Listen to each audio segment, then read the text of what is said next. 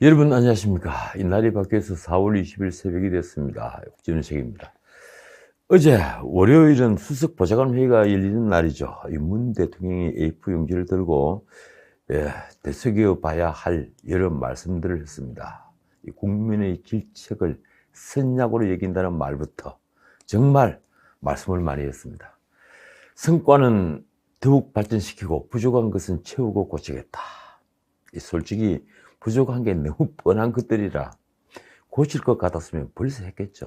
예컨대 임대차 3법이나 기업규제 3법, 노동 3법 등 문 대통령이 앞장을 섰던 그런 악법만 다시 되돌려 놓아도 집값도 잡히고 일자리도 생길 것입니다. 그런데 문 대통령은 여전히 핑계거리가 있었습니다. 이렇습니다. 국가적으로 엄중한 상황 속에서 인수위 없이 출범한 우리 정부는 한순간도 쉬지 않고 앞만 보고 달려왔다. 정말 그렇습니까? 인수위가 없었던 게 그게 핑계입니까?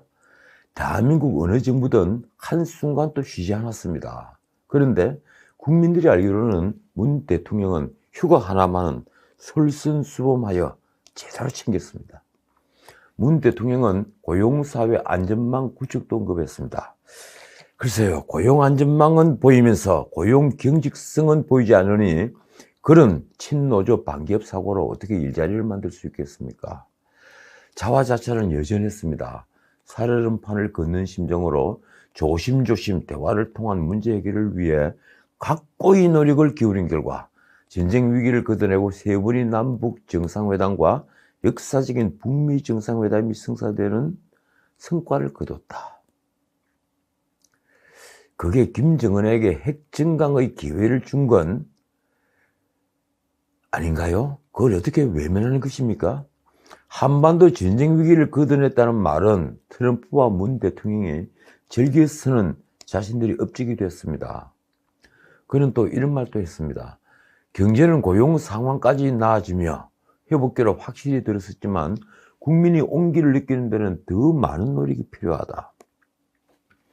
당장 지난 3월 고용 동향을 보면 30대 17만 명, 40대 8만 5천 명이 줄어들고 일자리가 줄고 60대는 세금으로 만든 일자리만 40만 8천 개가 늘었습니다. 그걸 두고 고용 상황이 나아졌다는 말을 하는 걸 어떻게 이해해야 합니까? 문 대통령은 기업들도 투자 확대와 일자리 창출에 적극 나서준다면 정부로서 할 수 있는 모든 지원을 아끼지 않겠다고 했지만 지금 일자리를 만들 간 큰 기업인은 없습니다. 그는 다음 달 열릴 한미 정상회담에 큰 기대를 했습니다. 멈춰있는 한반도 평화의 시기를 다시 돌리기 위한 노력과 함께 경제협력과 코로나 대응, 백신 협력 등 양국 간 현안의 긴밀한 공조를 위해 심리를 기울이겠다. 거론한 것은 우리 현안이지 미국 현안은 아니죠. 아직도 김정은을 만나는 일에 미련을 가지고 있는 모양입니다. 아마도 바이든은 한반도 평화의 시기를 돌린다는 문 대통령의 말에 자신이 고개를 돌릴 것입니다. 미국은 지금 대북 전단 금지법을 인권의 문제로 보고 있습니다. 문 대통령 국정수행 긍정평가가 30%까지 떨어졌습니다. 이 부정평가는 그 2배를 넘는 62%입니다. 지난 16일 갤럽이 발표한 여론조사 결과입니다. 언론은 민주당 지지율 31%보다 긍정평가가 낮은 것을 주목했습니다. 긍정평가는 20대에서 27% 그리고 60대에서 23%로 특히 낮았습니다. 지역별로는 광주, 전라도만 30%가 넘는 49%였는데 이는 호남을 제외한 전 지역에서 이제 문 대통령은 회복할 수 없는 타격을 입었다는 의미입니다.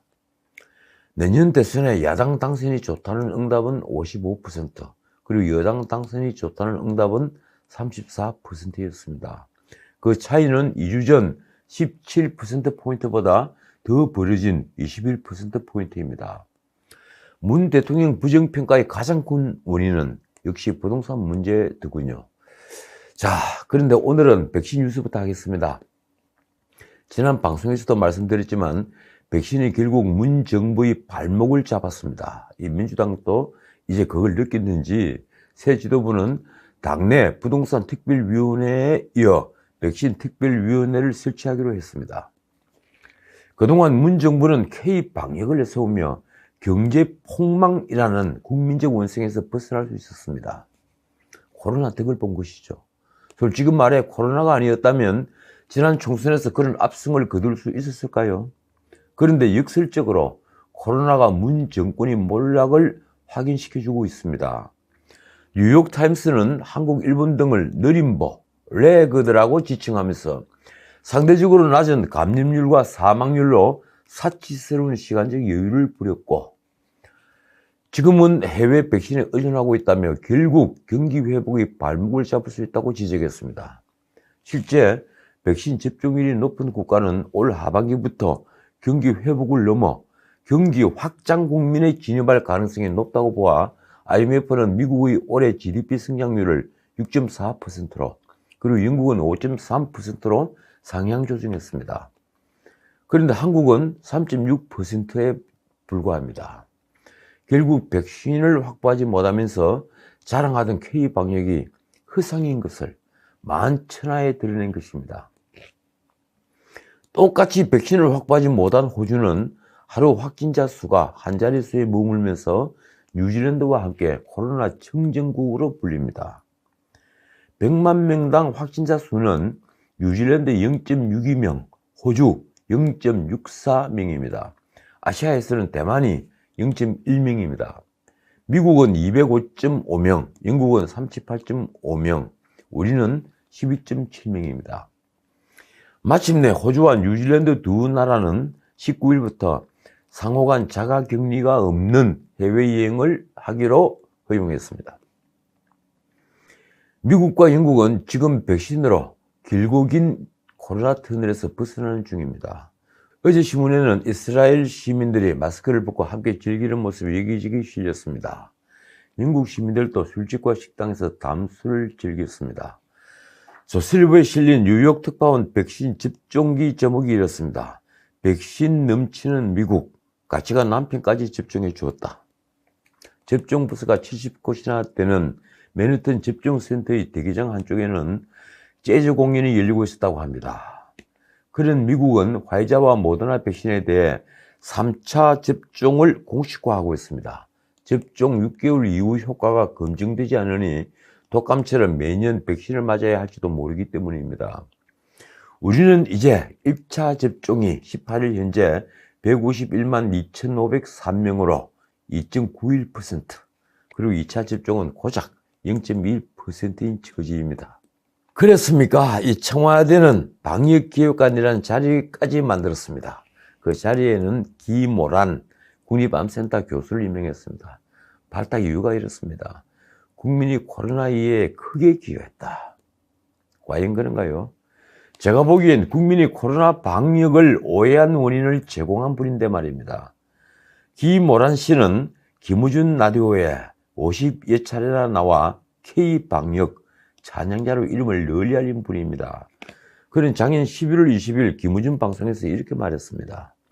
한국은 지금 일단 환자 발생 수준으로 봤을 때 백신 구매가 그렇게 급하지 않다. 12월 10일에는 또 이렇게 말합니다. 예방접종을 먼저 해서 이런저런 위험을 미리 알려주는 나라한테는 고맙지만 우리가 직접 하고 싶지는 않은 것이다. 다른 나라 상황을 보고 접종해도 된다는 말입니다. 그는 우리가 방역 세계 1등이라는 말도 태연히 했습니다.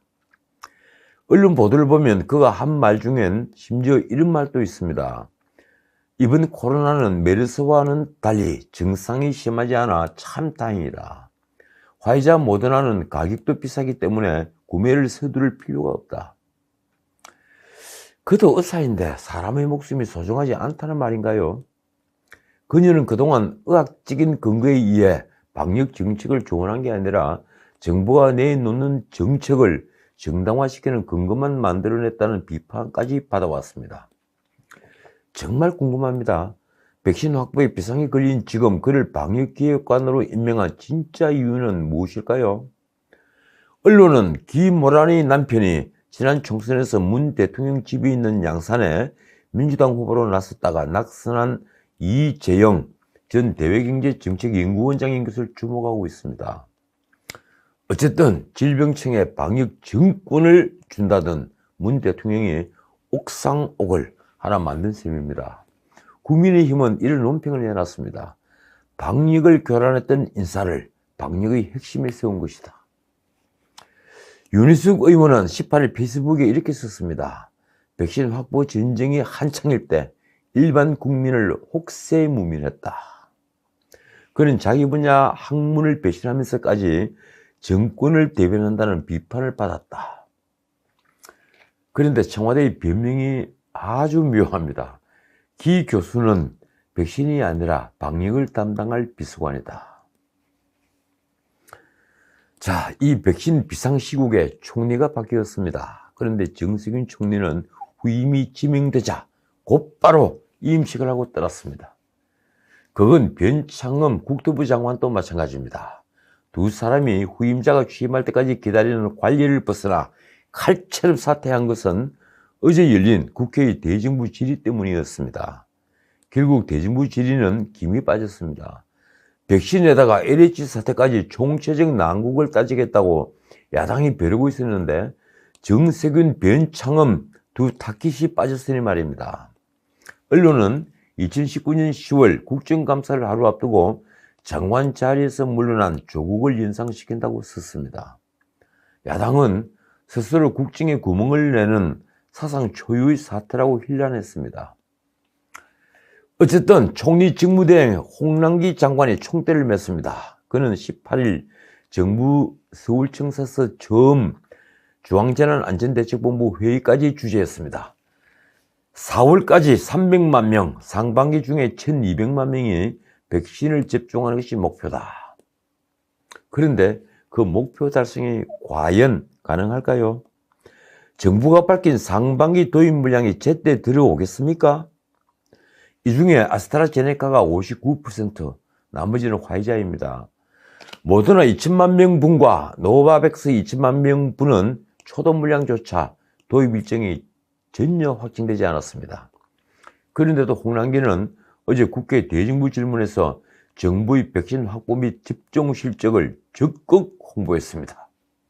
그는 한국이 백신 빈곤국으로 전락했다며 현재의 백신 접종 속도로는 집단 면역 형성에 6년 4개월이 걸린다는 정진석 의원의 질의에 이렇게 반박했습니다. 잘못된 뉴스를 강조하면 국민이 불안해지기만 한다. 그러면서 상반기 1200만 명 접종을 자신했습니다. 그는 또 공시가격 인상으로 세부 부담이 늘어났다는 지적에 대해 살펴보고 있다고 답했습니다. 공시가격이 조세로 연결되다 보니 국민이 불만이 크다는 민주당 문진석 의원의 질문에 그가 한 답변은 정말 놀라웠습니다. 이렇습니다. 공시가격을 올리는 것은 증세 목적이 아니다. 그러면 도대체 무슨 목적으로 올린 것인가요? 심심해서 올려본 것입니까? 그것도 현실과 동떨어진 국토부 공무원 탁상에서 말입니다. 그 다음 말은 좀 솔직하더군요. 종부세를 내는 계층은 전 인구로 봤을 때 많지 않다. 결국 홍남기도 소수에게 징벌적 종부세를 매기는 것은 하등 상관없다는 편 가리기를 드러낸 것입니다. 그러니 종부세 제도에 대해 혹시 민의를 수렴할 수 있는 영역이 있는지 살펴보고 있다는 그의 뒷말은 허언입니다. 자, 다른 문제를 짚겠습니다. 이 문 정권 출범을 뒷받침하던 세대는 20대부터 40대까지 이 나라의 미래 세대입니다. 그 중에서 20대는 완전히 문 대통령에게서 등을 돌렸습니다. 그들에게 희망을 빼앗았기 때문입니다. 지금 청년 실업률은 사상 최고입니다. 표면적으로는 10% 내외이지만 체감 실업률은 27%까지 치솟고 있습니다. 그런데 그 통계도 왜곡되어 있는 통계입니다. 휴업으로 응답한 청년들과 무급휴직자도 제외되어 있기 때문입니다. 애초에 취업을 포기한 청년들도 빠져 있습니다. 아마도 풀타임 청년 취업자는 상상 외로 초라할 것입니다. 올해 대기업부터 취업문을 사실상 닫았습니다. 게다가 지금 20대를 제일 많게 한 것은 취업도 취업이지만 불공정에 눈을 감은 권력의 내로남불 때문입니다. 그런데도 이 나라 정치판에서 이 청년들에게 희망을 되살려줄 세력은 보이지 않습니다.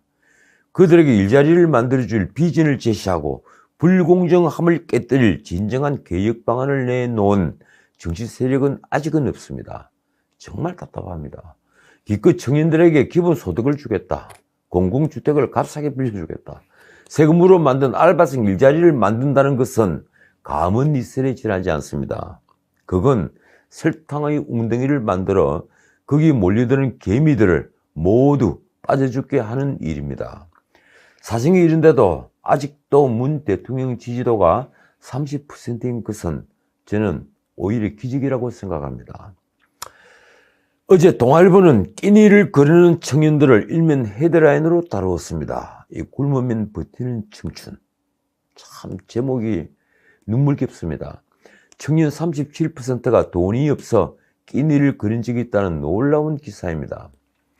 기사는 코로나 확산이 우리 사회에 묻혀있던 결식 청년 등 청년 빈곤 문제를 드러내고 있다고 했습니다. 취업난과 사회적 거리두기로 아르바이트마저 힘들어지자 생활고에 시달리는 청년들이 교육비, 주거비 등 제일 나갈 수 있는 건 다 줄이고 이제 줄일 건 식비뿐이라며 하루하루를 버티고 있다고 합니다. 동아일보와 잡코리아의 공동조사 결과 20세에서 29세 청년 30.5%가 현재 소득이 없습니다. 응답자 28%는 월 소득이 100만 원 미만에 그쳤습니다. 말하자면 청년 58.5%가 빈곤으로 내몰리고 있는 것입니다. 청년 10명 중에 4명은 생활비가 부족해서 끼니를 챙기지 못한 적이 있고 이 중에 일주일에 한두 번 이상 끼니를 못 챙겼다는 청년이 무려 27.1%나 됐습니다. 왜 이렇게 되었을까요? 누가 청년들을 이렇게 궁지로 내몰았습니까? 적어도 제가 20대일 때는 다들 어려웠지만 그래도 희망은 있었습니다. 나도 노력하면 잘 살 수 있다는 희망 말입니다. 그 희망이 우리 사회를 역동적으로 만들었습니다. 그런데 지금은 그런 희망이 사라졌습니다. 문 대통령은 바로 이 질문에 답해야 합니다. 자, 오늘은 여기까지입니다. 젊은 경찰들에게 아스트라제네카를 접종한다고 해서 불만이 터져나왔습니다. 질병청이 원래 6월 예정이었던 경찰이 코로나 백신 접종 일정을 4월 말로 갑자기 당기면서 안전성 문제가 많은 아스트라제네카를 처리하려고 경찰을 동원하는 거냐는 불만이 쏟아진 것입니다. 더군다나 개인별로 접종 희망 여부와 상관없이 조를 짜서 백신을 맞고 경찰서장이나 기동대장 등 주요 간부는 솔선수범한다는 차원에서 맨 먼저 백신을 접종하라는 지시까지 내려왔다고 합니다. 이러니 경찰에게서 국민들이 아스트라제네카를 거부하니 남는 물량을 경찰 등 필수 인력에게 돌리는 것 아니냐는 반응이 나오는 것입니다. 질병청 관계자의 말이 아주 솔직했습니다. 상반기에 최대한 많은 사람들에게 집중해서 속도를 내는 동시에 현재 보유하고 있는 백신 재고량을 줄이고 폐기량을 최소화하기 위한 것이다. 폐기량을 최소화하기 위한 것이다. 정말 기가 막히는 솔직함입니다. 저도 노무현 대통령 말을 좀 빌리겠습니다. 이쯤 되면 막 가자는 것이죠. 지금까지 전은식이었습니다.